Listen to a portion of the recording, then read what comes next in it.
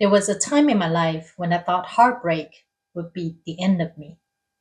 It felt like everything I had built, everything I had dreamed of, suddenly cracked open.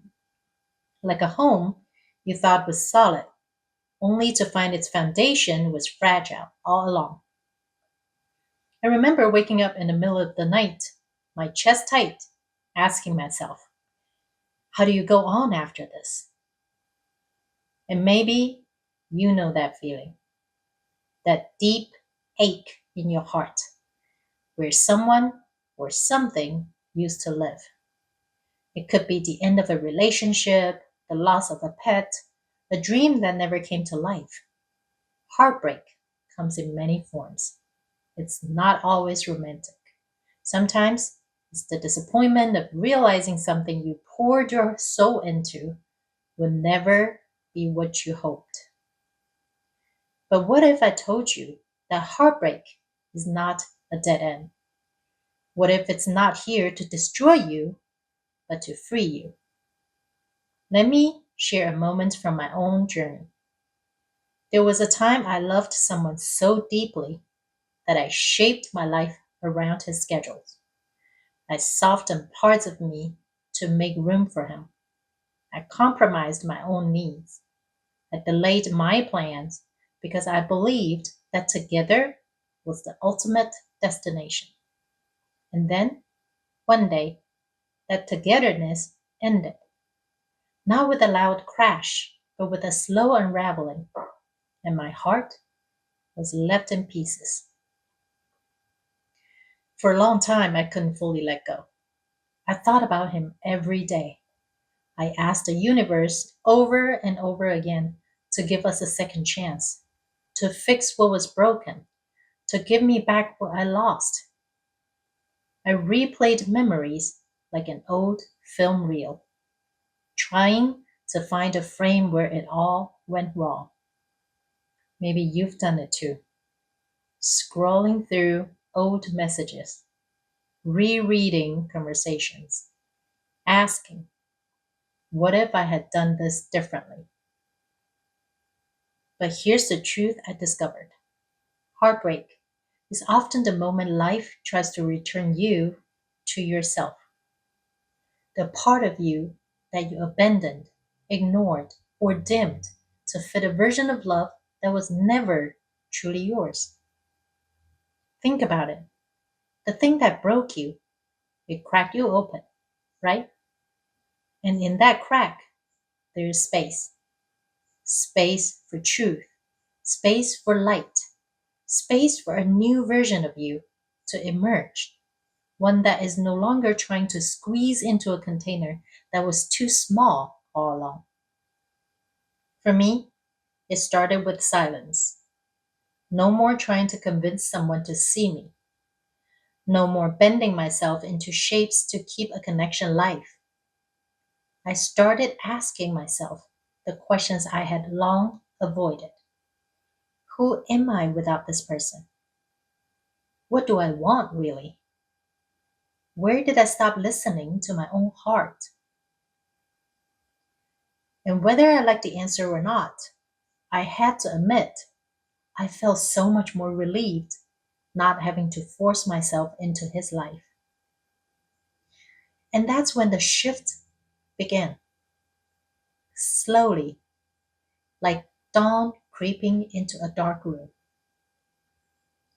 Heartbreak can be your greatest catalyst when you stop treating it as an ending and start seeing it as an invitation to return home to yourself. So, how do we do that? How do we turn heartbreak into something that sets us free instead of something that chains us to the past? The first thing I learned was this: stop running from the pain. I know it's tempting to distract yourself, to play victim. It did give me some sort of relief when I said to myself, he never reciprocated the efforts, rather than cutting myself open to treat the wounds that I was the one who decided to play small. In fact, through my previous relationships, I always took being a cheap date as a compliment, and I was proud to be highly independent and to be someone who always gave but never asked for anything. But pain that is ignored doesn't go away. It just burrows deeper, waiting to resurface in the next story, the next person, the next almost love. Instead, I learned to sit with it, to feel it, to cry if I needed to. I journaled and I let my heart ache. That ache is the proof that I cared, that I tried, that I loved. And that is nothing to be ashamed of. The second thing, release the illusion that heartbreak is about someone else's power over you. Yes, they may have left. And yes, they may have broken promises. But heartbreak is less about them and more about what part of yourself you had placed in their hands. Did you hand over your worth, believing their love made you valuable? Did you abandon your boundaries, thinking their presence was the prize? Did you quiet your needs because you feared losing them? These are hard questions, I know, but in them lies your freedom. Because if your pain was tied to the places you gave yourself away, then your healing begins the moment you start reclaiming those parts. For me, heartbreak taught me to receive. I realized how much of my love had been giving, giving, and giving, hoping one day it would be enough to make someone stay. But when that ended, I saw the empty space where my own self nourishment should have been. So I started giving that to myself: time, care, attention. I walked in the woods. I cooked meals just for myself. I spoke gently to my reflection. I became the love I had been seeking. And a side note here, I also wanted to point out that the areas that you need to grow are not just in your romantic relationship. If you pay attention, you'll see patterns in many areas of your life. Take me as an example. When I was still in the corporate world, for years, I was always hoping that my achievements would be noticed by my manager, so I would earn the raise or promotions I deserved. But that never came until one day I gathered all my courage and asked my manager for a raise. My manager literally asked me to put together the request, and all he did was submit it. I ended up with a 17% salary raise. Had I not broken my own pattern, I would still be sitting there complaining about how no one saw my worth. And then came the third thing: forgiveness. Not just for them, but for me.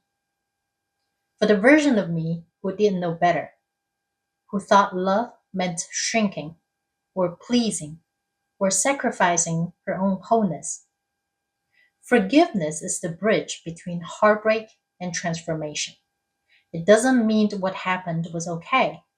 It means you are ready to stop carrying its weight.